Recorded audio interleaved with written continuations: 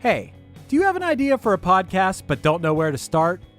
Or do you have an already existing podcast that you want to take to the next level? Well, check out weknowpodcasting.com.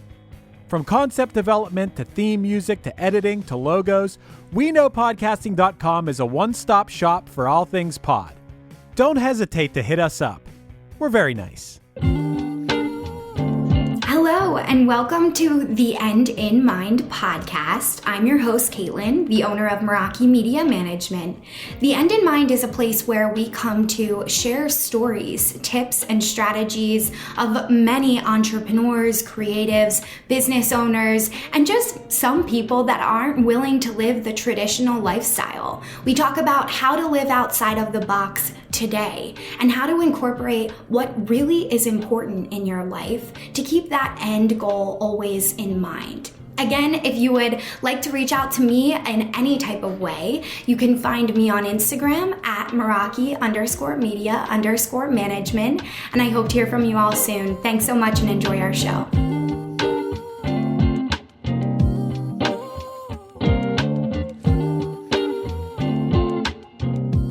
Welcome back to the End in Mind podcast. What is up, party people? I am super excited to be here with you guys today. Stoked about our topic. We have so much to go over. I have been super excited about this week's recordings. We have really awesome topics. We have an awesome guest coming up in this next month of our round of interviews. So cannot wait to share that with you guys. And this podcast episode is all about how and why building a team is so important.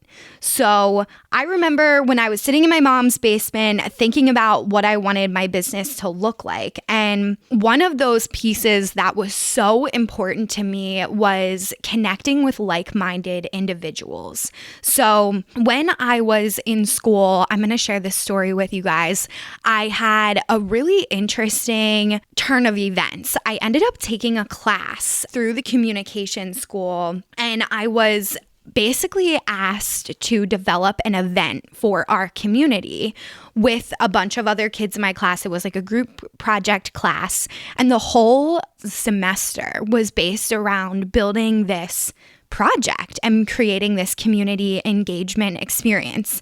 So I went to James Madison. We are located in Harrisonburg, Virginia, and there's actually a large majority of refugees in Harrisonburg, Virginia. It's where people are able to go and live there at a decent, it's a very reasonable place to live. The cost of living is pretty low. They have a lot of different nonprofits set up in that area to support people. So with this community engagement exercise, it was actually called a Touch a Truck event. So I don't know if you guys have ever been to one of those events or heard about them before, but a Touch a Truck event is basically a place for young kids, really young, maybe, elementary school to third grade, to come and learn about different jobs in their area. So they can come, they engage with the truck, maybe they talk with the owner of the truck or, somebody that works in that field, and they can learn about different types of careers that they can start to look forward to in the future. So when we were creating this project, I honestly got really into it. When I heard about we were going to be helping out this community and these young kids, I was really excited to help develop this project. And of course, when you work in group types of environments with your peers, everybody ended up getting a position that I wanted. Marketing came around, 2 people got that. Another position was just crafts for the events. Other people got that. And I and another one of my team members got stuck with community outreach.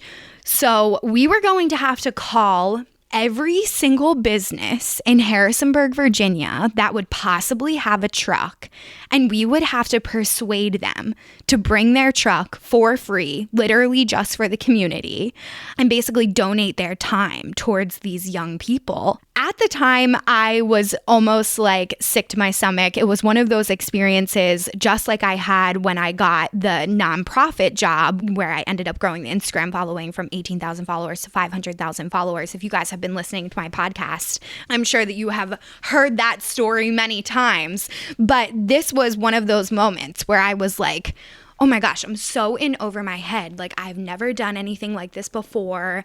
I had worked in community positions before at my hometown, but I had never done this, in a town that I'm not really aware of. I don't know any of these communities. Like, if I was doing this at home, maybe I could call my grandfather. I know people in the greater Philadelphia area. I could make that work. But here, I had no connections, the only connection that I had was our community outreach engagement of the community center of Harrisonburg. And he didn't really have any ideas for us. So all of this research was done on my own. My team member at the time, she was dealing with a lot of personal things in her family. So she was not really able to help as much as I think that she would have wanted to at that time, just with what was going on in her personal life. So I had really taken it upon myself to create this event, to reach out to these people. And I remember I was sitting in my college apartment at the time. We lived in these townhomes in JMU, right off 81. If you're familiar with the college, you probably know exactly what I'm talking about. And I'm sitting at the table, sweating, thinking about calling these people. I'm having the hardest time picking up the phone because I don't even know what to say to them. How am I going to persuade them to come and be a part of this experience? And it was really hard. The first call I pick up, I got hung up on. The next call, the people are like, what are you asking us to do? We don't understand what this event is. Is there a website? Is there a PDF? Is there information? Of course, I started outreach literally at the beginning of the semester, and the event is at the end of the semester. So that's basically, 3 to 5 months of time. I was reaching out so early, but I really just wanted to gauge what businesses were going to be able to participate and what businesses weren't. So I had created this whole Excel sheet, with labels, colors, people that I should never call again, people that I absolutely should follow up with, filled out this entire system for myself. Obviously, I was in PR, so I was in the communication school. This was my first experience of doing PR outreach for a school project. Prior, I had actually been working for another entrepreneur in the greater Philadelphia area. So I had dabbled in some of this outreach, but that was to TV and radio stations.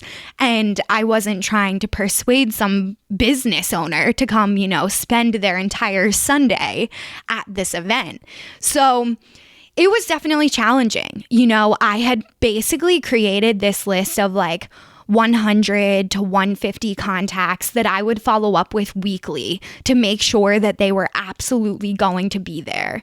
And it was so difficult. Like I said, I got hung up on, I got let down, I got told no over and over again. I remember one day I had all of these calls. This person was so mad at me for calling them so much.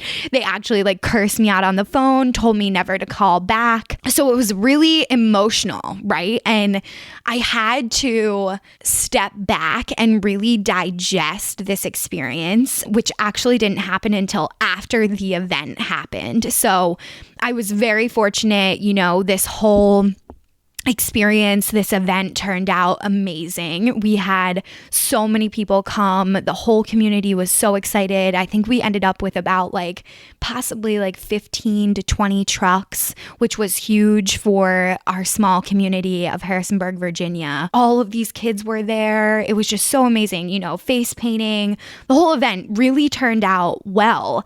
And then after that, I was able to process it. So if you know me in my personal life, I have a delayed reaction to things. It takes me a long time to process certain things. So as I was processing all of the events, that this was a success, we ended up getting an A in the course. My professor was super excited about it. What a great experience it was. But I'm processing it and I started to realize that those people that I was reaching out to that didn't want to be a part of the community engagement, how, if I was a business owner, would I have handled that situation?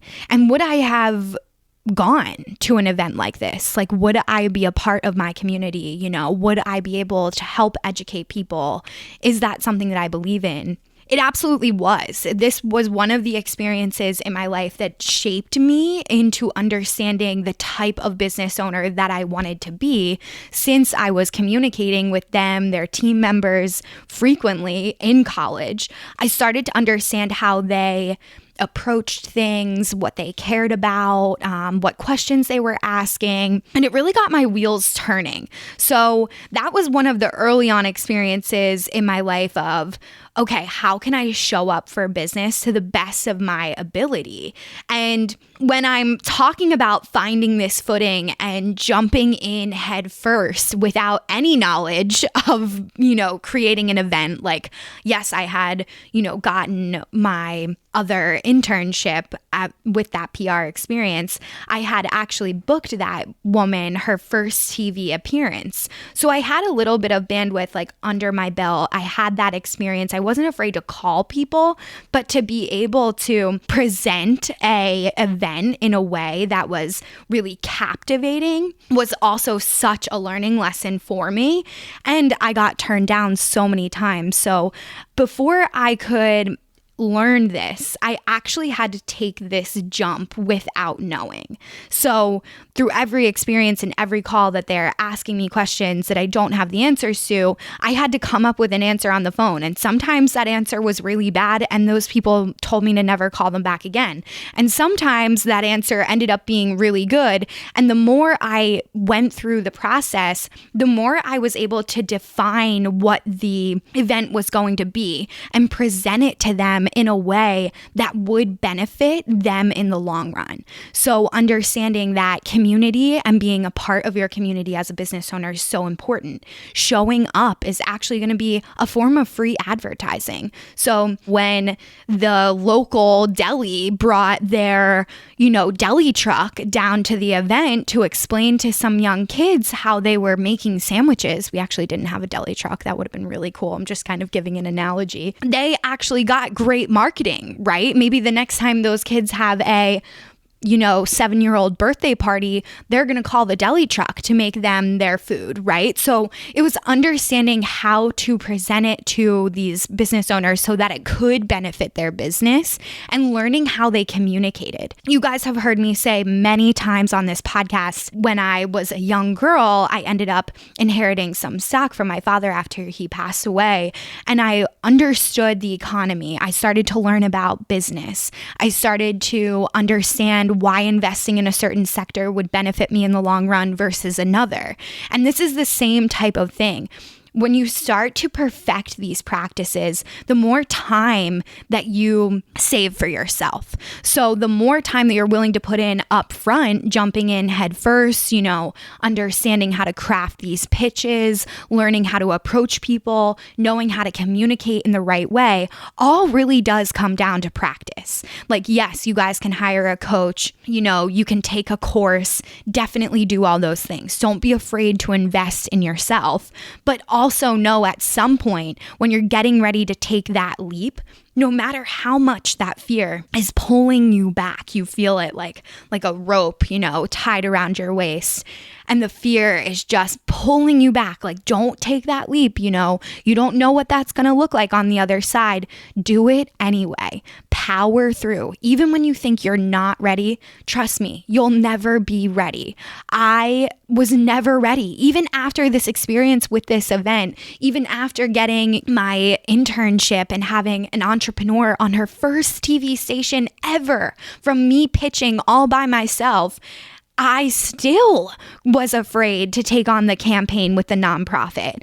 And I sure as hell was still afraid to start Meraki Media Management. There was never like a moment in my life where it just clicked and I said, oh, I'm so ready to take this step. There still is days as we expand this business. I'm training people. I'm onboarding new clients. I'm making connections with people in New York, DC, all over the world. I start to get nervous. Can I handle these jobs? Can I build out this for my team members? Do they have the information that they need? And trust me, there's not always an answer to this, you know? Yes, there are mistakes that we make. Yes, we are in the process of growing, learning, developing the business. So we're going to have trial and error. But now I have the confidence to share that with my client. This is how we approach. This is why we approach this way. This is what we believe in. This is our values. Does this align with theirs? So the more you guys can start to define this communication aspect of what you do and getting confident in that side, it ends up just having a trickle down effect into everything in your life. You know, now I pride myself on understanding how to communicate better in relationships. Like this has totally filled and literally spilled over into my personal life. Everything that I learn in business, I also apply to my lifestyle. They're one and the same. So as I've learned to define my communication, yes, there has been days of me saying the wrong thing, of me not setting a boundary in the correct manner, of me possibly pissing some of my family members off, right? Like that just sometimes happens, and being okay with that and understanding that I'm not always going to be the perfect version of myself, but I'm showing up anyway. There is a sense of confidence and energy that you're bringing to the table with that will start to gravitate more people towards you. And what's best is that even when you do misstep, even when you do say the wrong thing, the people that are gravitating towards you, they know that, they understand that, they feel your energy, they know what type of place you're coming from. So even if you do make a misstep, they know the energy that you're showing up with. They know truly who you are. So I hope that you guys enjoyed this podcast episode. I know this was a bit of a short one, but definitely filled with a lot of stories, a lot of different scenarios. And what I want to challenge you all today is to look back on some of these experiences that you've had in your life. You have all had success. You have all had some type of scenario, whether it be in school, maybe you're not in school, maybe you're just living life, right? Think about your life experiences. How have they set you up to be the person that you are today? And give yourself some credit for all of this. You know, as I was writing this content, I'm like, oh my gosh, who even wants to hear about this stupid event that I did in college? I'm like, oh my gosh, like this is dumb. Why am I writing about this? But then I remembered what a sense of accomplishment it brought for me. And it really did help me level up within myself, like as an individual, of who I wanted to step into. And that's why I want you all to start to reframe these experiences. Maybe they didn't turn out perfect, you know, like that event could have totally flopped.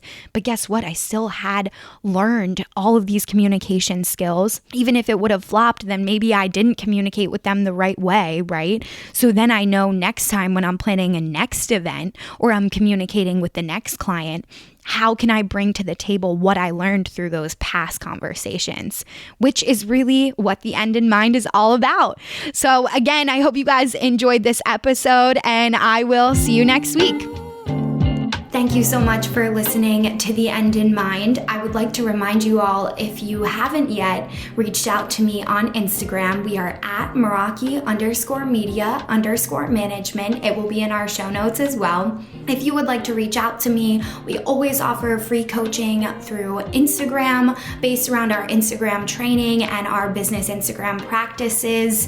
If you need any type of support, please do not hesitate to reach out to me there. And we also offer several different types of consulting and training packages if you're looking for a little bit more in-depth tips. So thank you all for listening in, and of course, I want you all to keep the end in mind as you continue with your day and or work week. Have a great week, and I will see you all next time.